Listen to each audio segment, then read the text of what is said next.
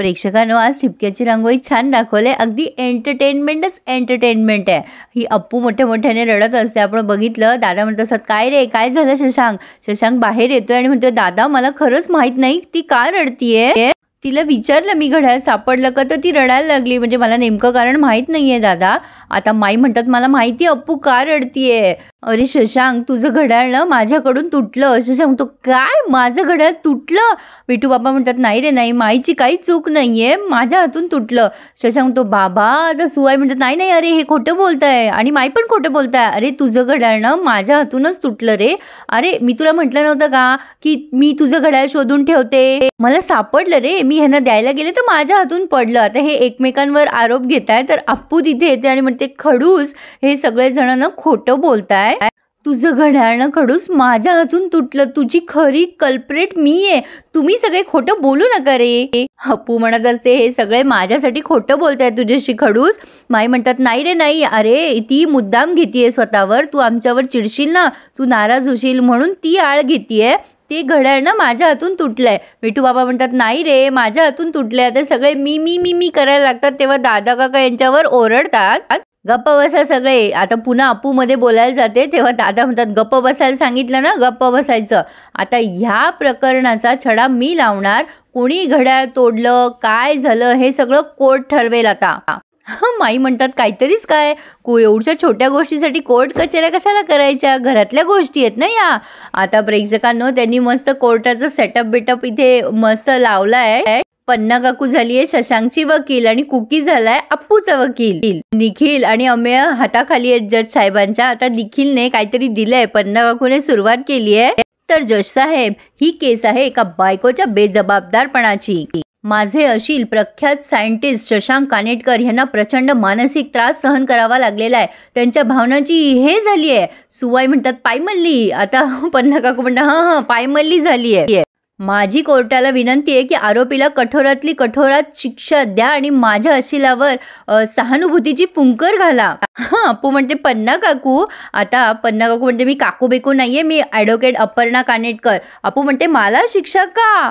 पन्ना काकू म्हणते, "1 मिनिट, गुन्हेगारांना ज्याची त्याची बाजू मांडायची संधी मिळेल, मध्ये मध्ये बोलू नका." आता कुकीचं ऑब्जेक्शन म्हणजे आरा एकदम कडा. मला तर गजरमधल्या सनी देओलची आठवण झाली आहे. ऑब्जेक्शन, ते कोर्टाचं ते पडायला आलंय मागे. कुकी म्हणतो, "मिलॉर्ड, मी डिफेक्ट वकील आहे." मग सुवाई म्हणतो, "काय कुकी भाऊजी?" आता कुकी म्हणतो, "हां, डिफेन्स वकील आहे. माझी मैत्रीण म्हणजे अपर्णा कानेटकर, वकील मैत्रीण, माझ्या अशिलाचा गुन्हा सिद्ध व्हायचा आहे, त्यामुळे प्लीज तिला गुन्हेगार असं संबोधू नये. अत्यंत सन्मानपूर्वक तिचा उल्लेख करण्यात यावा." आता पन्ना काकू म्हणते पुढे की माझे अशील शशांक कानेटकर यांच्याकडे एक घड्याळ होतं आणि ते अत्यंत अभ्यासपूर्वक आणि कष्टाने त्यांनी कमवलं होतं. अप्पू म्हणते, "नाही नाही, हे चूक आहे. खडूसला ना गिफ्ट मिळालं होतं. 12वीला तो पहिला आला ना, म्हणून दादा काकाने दिलं होतं." पन्ना काकू पुढे बोलते, "मिलॉर्ड, ह्यांना ते घड्याळ आवडत नव्हतं म्हणून जाणीवपूर्वक ह्यांनी ते लपवण्याचा कट केलेला आहे." आता पुन्हा सनी देओल आला आपला. "Objection my lord." कुकी भारीचे प्रेक्षकांनो. कुकी म्हणतो, "मान्य आहे, माझ्या अशिलाने ते वॉच तोडलं, तिच्याकडून ते तुटलं, पण ते चुकून." आता पन्ना काकू म्हणते, "ते योजना करून ठरवण्यात आलेलं होतं. माझ्या अशिलाच्या भावना दुखावण्यात आलाय, त्यांची गळचेपी झाली आहे. आता पुढे पण हे असंच होत राहणार आहे." कुकी म्हणतो, "माझ्या अशिलाचे वाईट भावना किंवा वाईट हेतू नव्हता." आता अप्पू म्हणते, "हो, ते चुकून तुटलं." पन्ना काकू म्हणते, "मी माझ्या अशिलांना साक्षीदार म्हणून बोलवते." विठू बाबा म्हणतो, "अरे शशांक, अजूनही वेळ गेली नाहीये, केस मागे घे." शशांक असा करतोय विठू बाबाला आणि पुढे अगदी जे काही बोलेन ते खरंच बोलेल वगैरे शपथा घेणं चालल्यात. सुवाई म्हणतात, "माझं लेकरू कधीच खोटं बोलत नाही." पन्ना काकू म्हणते, "तुमचं नाव काय?"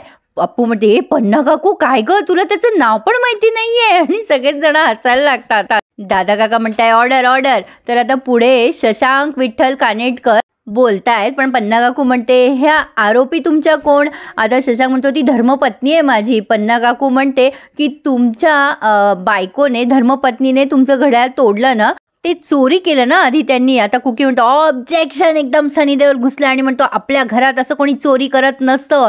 शशांक म्हणतो, "नाही, ते लपवलं म्हणजे एक प्रकारची चोरीच झाली ना." अप्पू म्हणते, "एक खडूस, मी तुला सांगितलं होतं मला तुझं ते आजोबा स्टाईलचं घड्याळ आवडत नाही, त्याचा अर्थ मी चोरी केली असं नाही होत रे." अरे तुला त्या बदल्यात मी ब्रँड न्यू घड्याळ देत होते ना.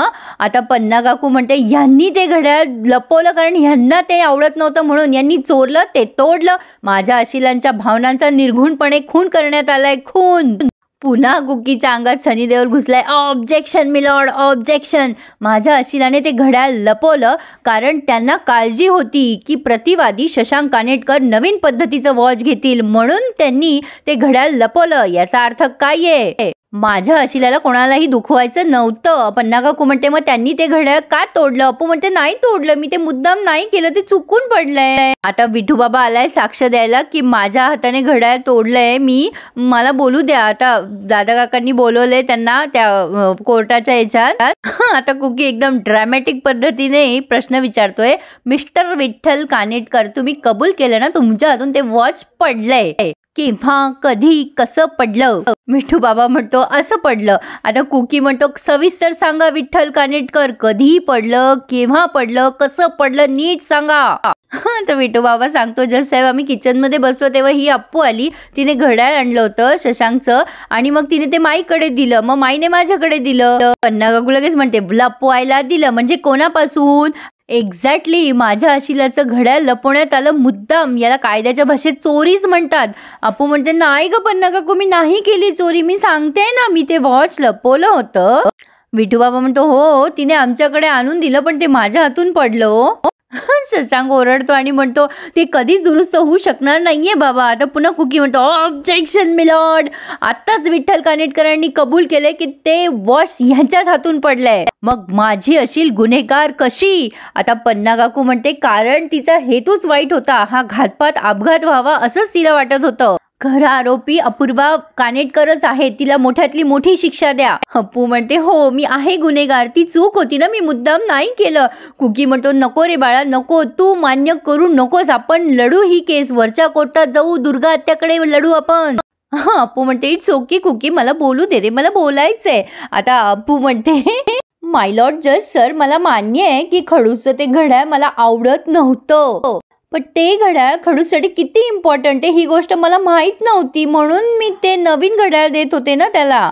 मला ना ते सगळं नंतर कळलं आणि मला जेव्हा नंतर कळलं तेव्हा ते घड्याळ त्याला परत करायला जाणारच होते, इतक्यात ते घड्याळ खाली पडलं आणि फुटलं. पण काय करणार, मला कितीही माझी चूक कळली तरी मी हेल्पलेस आहे ना, ते घड्याळ रिपेअर नाही होऊ शकत. जस्ट सर ते काय करू मी, मला सुवाईने पण हेच सांगितलं, मी काय करू? असो, पण खडूसला जर माझ्या वागण्याचा त्रास झाला असेल तर कोर्ट जी शिक्षा देईल ना ती मला मान्य आहे. आता माई म्हणतात नाही अप्पू नाही, तू नको शिक्षा भोगू, अगं ते घड्याळ माझ्या हातनं पडलं ग. सुवाई म्हणते नाही माई नाही, अप्पूला ना तिच्या चुकीचा पश्चाताप झालाय आणि पश्चाताप झाल्यावर सगळे गुन्हे धुतले जातात. बोला ना तुम्ही कुकी भाऊजी काहीतरी. दादा काका यांच्यावर चिडतात, खाली बसा. आता कुकी येतो आणि म्हणतो मिलॉर्ड मिलॉर्ड, माझी उच्च शिक्षित मैत्रीण विसरतीये की माझी अशील अप्पू निर्दोष आहे, त्यांनी कोर्टाने तिला रद्द करून टाकावं, तिचे सगळे आरोप रद्द करून टाकावे. पन्ना काकू म्हणते जज साहेब गुन्हेगाराने गुन्हा कबूल केला, आरोपीला शिक्षा द्या, न देता शिक्षा सोडू नका. तिला न देता जर असं सोडलं ना तर ती उद्या कोणाचीच भावनांची कदर करणार नाहीये. कुकी पुन्हा ऑब्जेक्शन करून पन्ना काकूला लोटून देतोय आणि आता यांच्यातच वाद सुरू झालेत आणि जज साहेब चिडलेत. शांत बसा शांत बसा. आरोपीने स्वतःहून गुन्हा कबूल केलाय. शशांकच्या भावना ज्या वस्तूंशी जोडल्या गेल्यात त्यामुळे त्यांनी बेजबाबदार वागून त्या भावना दुखावल्यात. शशांक यांना प्रचंड मानसिक ताप झाल्यामुळे आरोपीला कठोर शिक्षा देण्यात येणार. शिक्षा अशी आहे की आरोपी पुढचे 48 तास शशांकच्या बरोबर त्याचं घड्याळ बनून राहणार. तो ज्या वेळेला सकाळी उठतो त्यावेळेला आरोपी त्याला उठवणार, आरोपी त्याचा गजर होणार, आरोपी दिवसभर त्याच्या सोबत राहणार. शशांकला जेव्हा जेव्हा वेळेची गरज पडेल तेव्हा तेव्हा आरोपी त्याला वेळ सांगणार.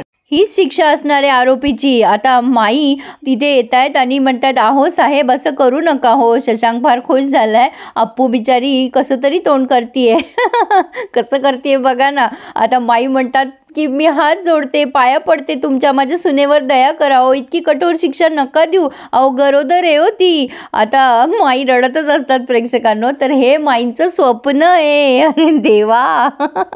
आता पन्ना काकू म्हणते माई काय झालं? माई चिडतात आणि म्हणतात तू तर अजिबात बोलू नकोस, तुझ्यामुळे झालंय हे सगळं.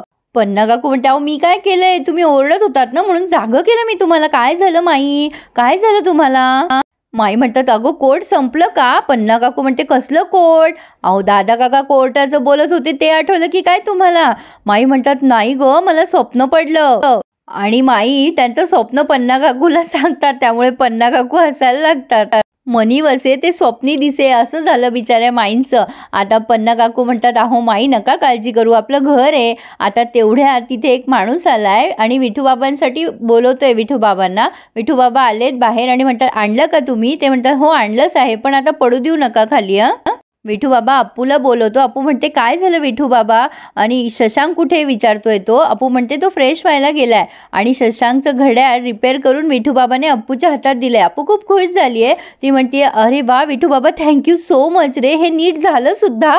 विठूबाबा म्हणतो, अगं हो, मी प्रयत्न करून बघितला, ते झालं ग रिपेअर. आता दे शशांकजवळ, पण खाली पाडू नका हं. माई म्हणतात, बरं झालं बाई, एकदाचं नीट झालं घड्याळ ते. आता तेवढ्यात शशांक आलाय आणि अप्पू आणि शशांकची टक्कर झाल्यामुळे ते घड्याळ पुन्हा वर पडलंय. वर पडलं तसं शशांकने ते खाली कॅच केलंय.